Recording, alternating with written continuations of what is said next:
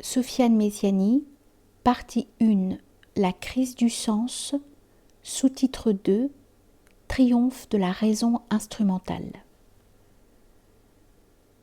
Les Lumières et la raison triomphante n'ont pas fait que sortir l'homme hors de l'état de tutelle, comme le remarquait Kant.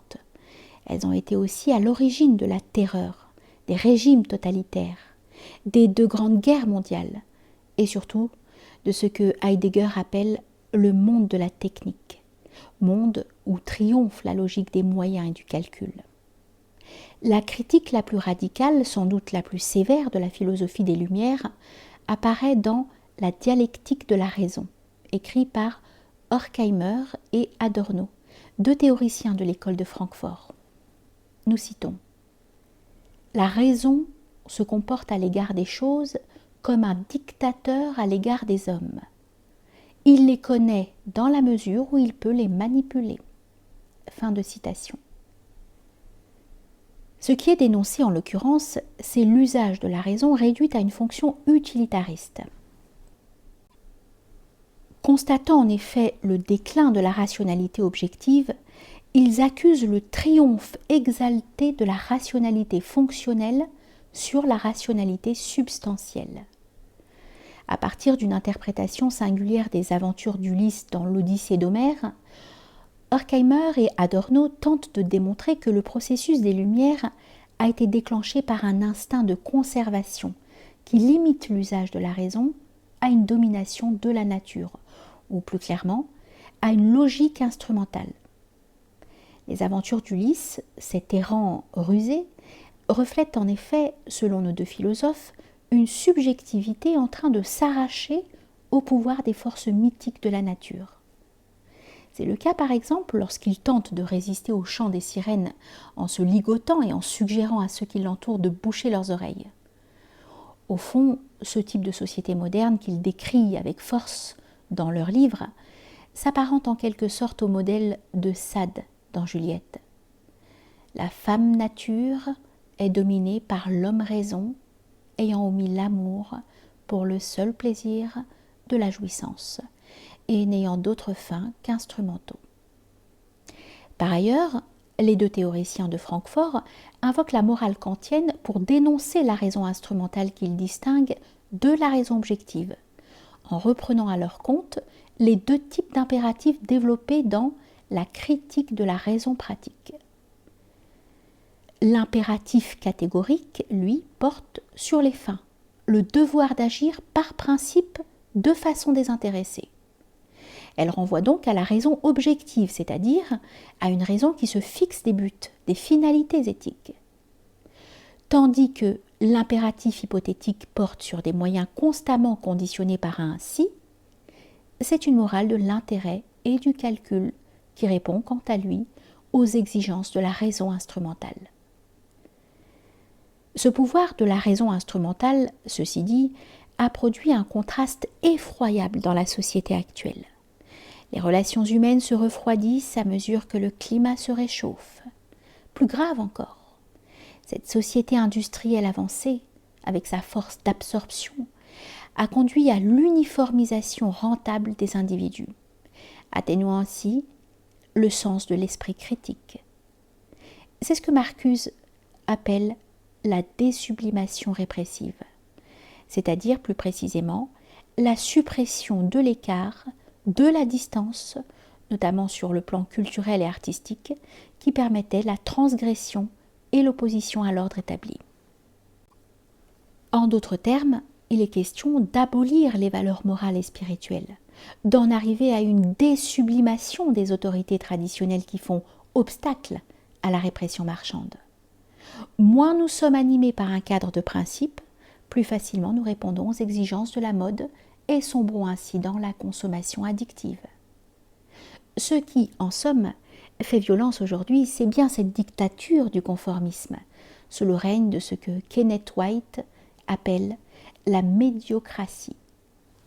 On assiste ainsi à un système de crétinisation mis en place en grande partie par les médias. Et la population, frileusement repliée dans sa sphère privée, se contentant de pain et de spectacles, participe à l'abêtissement de la société et par conséquent à l'accroissement du pouvoir de la couche dominante.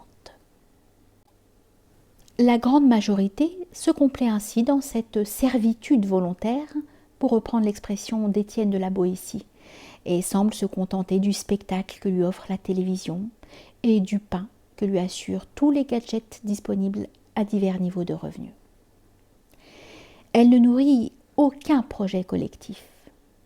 L'homme unidimensionnel est ainsi privé de sa force antagoniste et en même temps doté d'un pouvoir illimité de consommation. C'est l'ère de l'illimité et de l'éternelle satisfaction des désirs. Forfaits illimités, appels illimités, Internet illimité. Ce sentiment illusoire de liberté qu'on exploite à des fins économiques.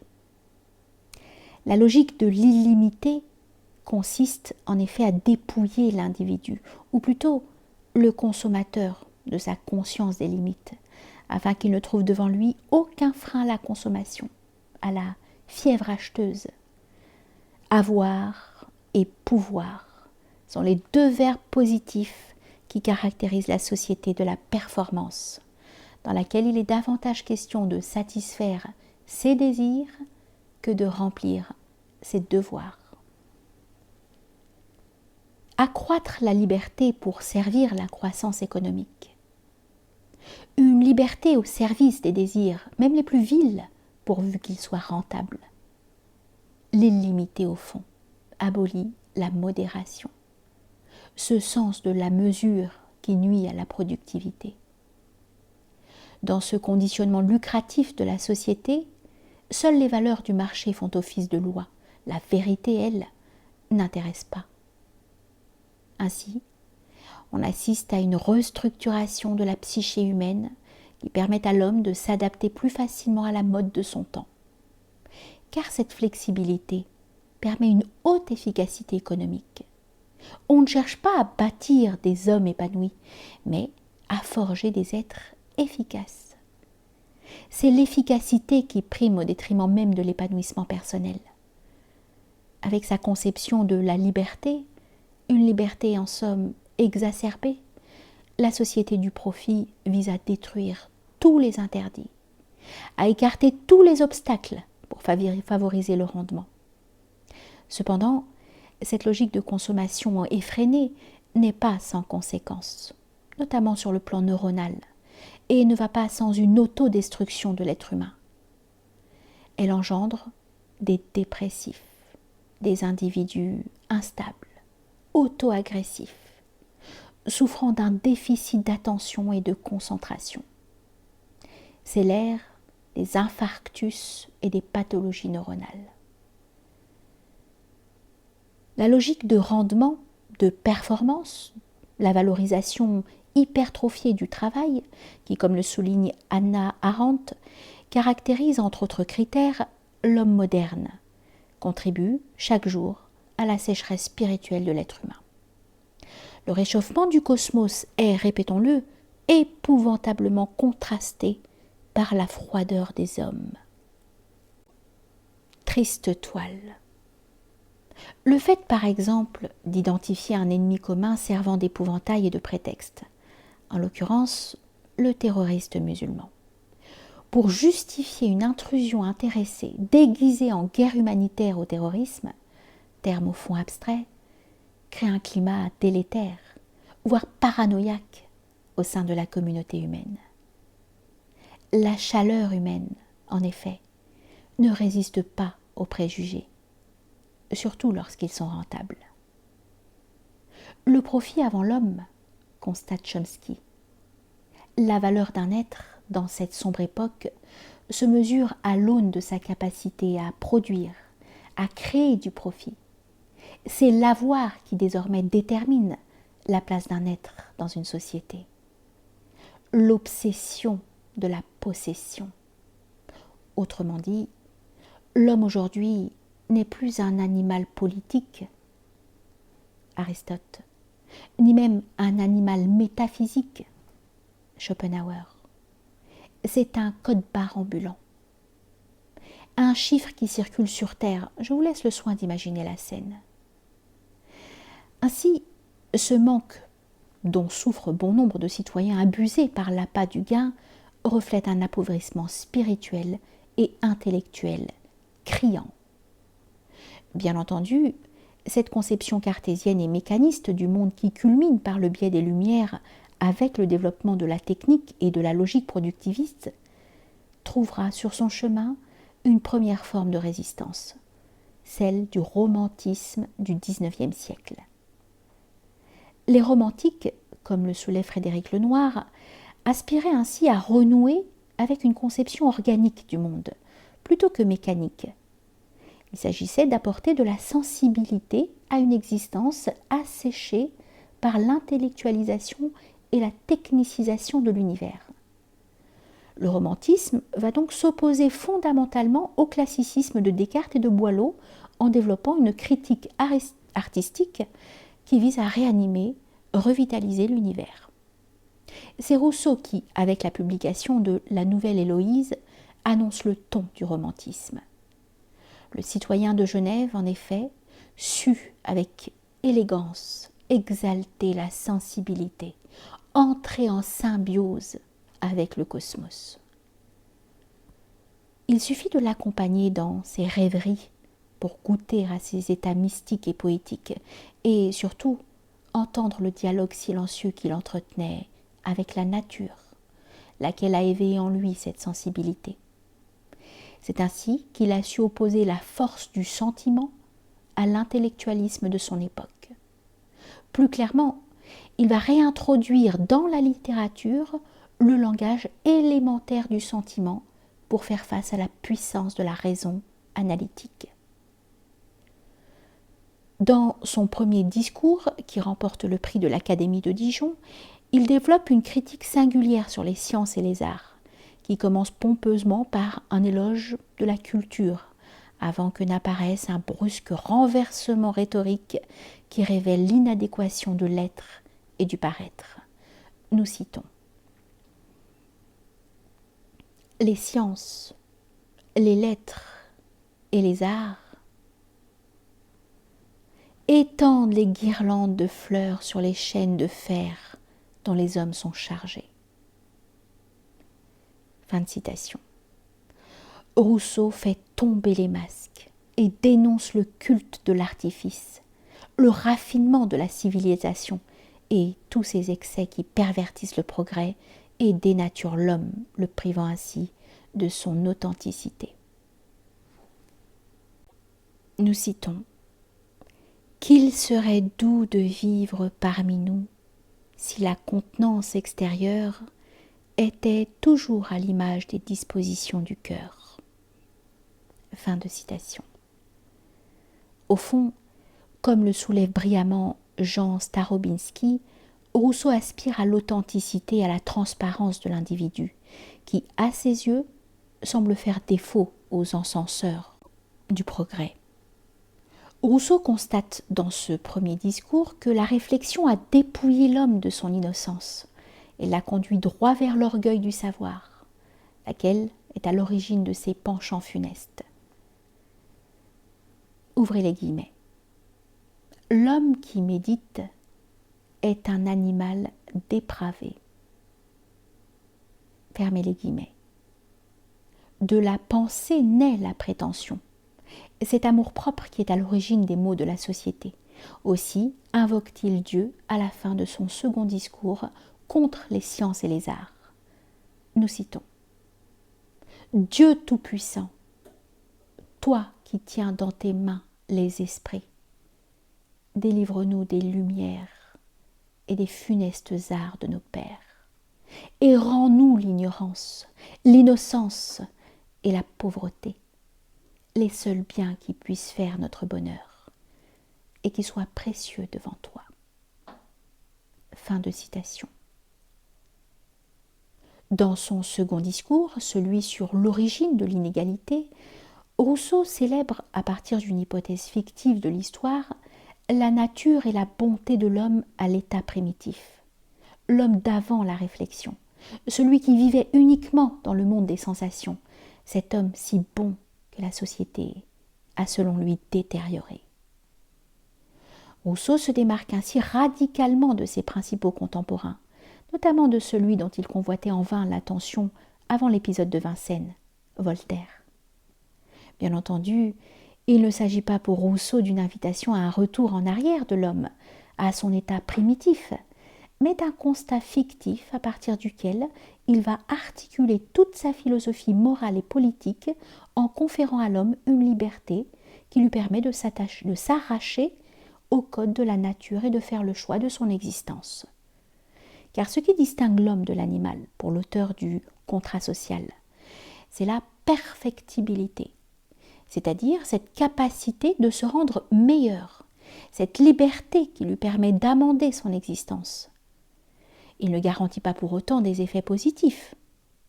Cependant, Voltaire ne l'entendra pas de cette façon, et chaque fois que l'opportunité se présente, il n'hésite pas à dégainer aussitôt le glaive de l'ironie. Nous citons. « On n'a jamais employé tant d'esprit, répond-il à Rousseau à la lecture de ce second discours, à vouloir nous rendre bêtes. Il prend envie de marcher à quatre pattes quand on lit votre livre. Venez boire avec moi le lait de nos vaches et brouter nos herbes. » Fin de citation. Ce qui toutefois semble échapper au rationalisme froid de Voltaire, c'est que la sensibilité de Rousseau traduit l'idée que la raison cultivée seule possède une marque d'inhumanité. C'est par ailleurs dans cette perspective que Nietzsche, l'une des principales figures de la postmodernité, remettra en cause l'usage de la raison réduite à sa fonction scientifique élémentaire. Nietzsche entend réconcilier la figure mythique d'Apollon, symbolisant la lumière et le pouvoir de la raison, et celle de Dionysos, représentant les forces vitales et souterraines. Parce que l'art apollinien, sans l'art dionysiaque, est pour le philosophe allemand de l'académisme. C'est ainsi qu'il s'en prend virulemment à Socrate, qui, selon lui, a fait de la raison un tyran, et plus largement à l'égypticisme, des philosophes qui depuis de longues années ont manié des idées momies sans que rien de réel ne sorte de vivant de leurs mains. Cette divinisation de la raison qui marque l'époque moderne porte en elle les symptômes de la décadence de l'humanité. Une raison qui régule sans être régulée conduit inéluctablement à une dérégulation de l'existence. Le contexte actuel en est un parfait témoin. Il suffit tout simplement de constater les ravages provoqués par la technique qui, en plus de nuire à l'écosystème, assujettit les hommes, voire les détruit. Au-delà des armes hyper sophistiquées employées arbitrairement dans des interventions déguisées, la technique participe à une vitesse surprenante à la robotisation des individus, au délitement de la société. Paradoxalement, le perfectionnement des moyens de communication ayant pour but justement de faire communiquer des peuples entre eux, au-delà des frontières historico-géographiques, a largement contribué à l'individualisme et à la déconstruction des liens. Ainsi, on s'efforce de surmonter cette absence de lien humain naturel par le raffinement des artifices de la civilisation.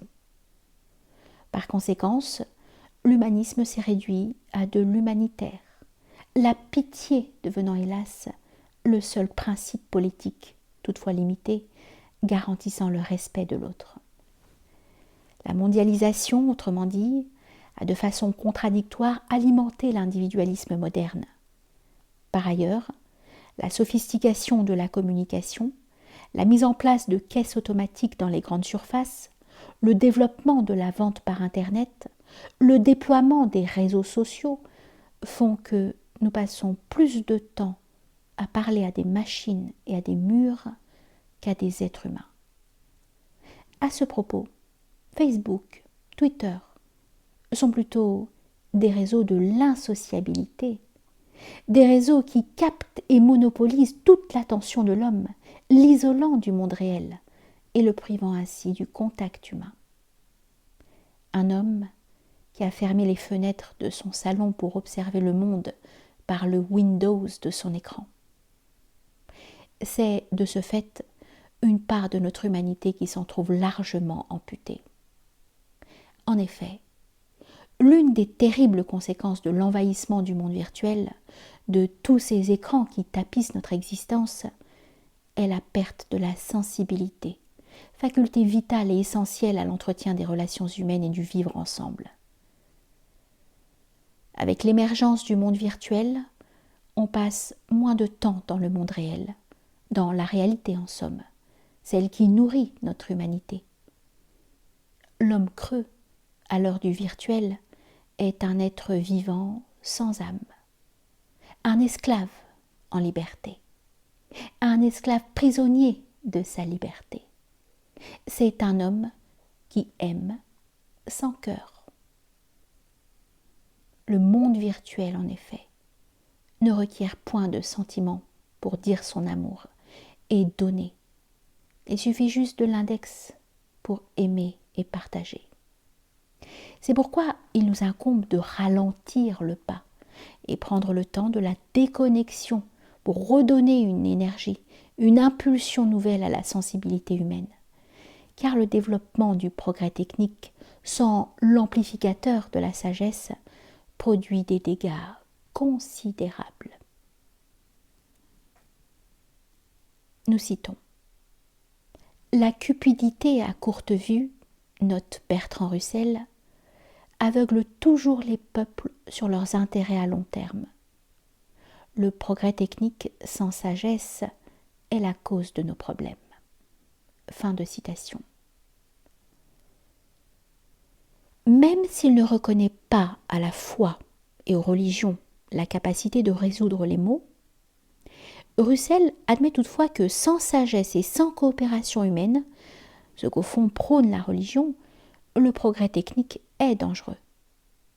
La technique avait pour dessein d'améliorer la condition de l'homme, d'amender son existence, de le servir plutôt que de l'asservir. Heidegger, en distinguant l'être de l'étant, distinction qui constitue la pierre angulaire de sa philosophie, développera une critique profonde du monde de la technique, lieu de la frénésie sinistre et de l'organisation sans racine de l'homme normalisé, où règne l'insensibilité, laquelle, selon Michel Haar, se marque par une complicité ou une indifférence à l'égard des conséquences de la technique, telles l'uniformisation des styles de vie, le caractère factice des idéaux politiques, la défiguration et l'épuisement de la terre, l'oblitération du sacré. Esclave de nos objets, il devient par exemple difficile de tenir une conversation humaine sans avoir les yeux figés sur nos smartphones. On privilégie ainsi la relation virtuelle à la relation directe, humaine. Le rationalisme aveugle de la modernité a provoqué de violentes intempéries dans notre existence, tarissant ainsi les relations humaines dont il ne reste que ces cris de solitude qui résonnent en chaque individu. Depuis, un vide intérieur corrode les âmes. L'humanité s'est perdue dans le monde de la technique et du profit. Aussi doit-elle relever la tête et s'offrir un nouveau souffle, se retrouver au cœur du sens pour donner un sens à son cœur.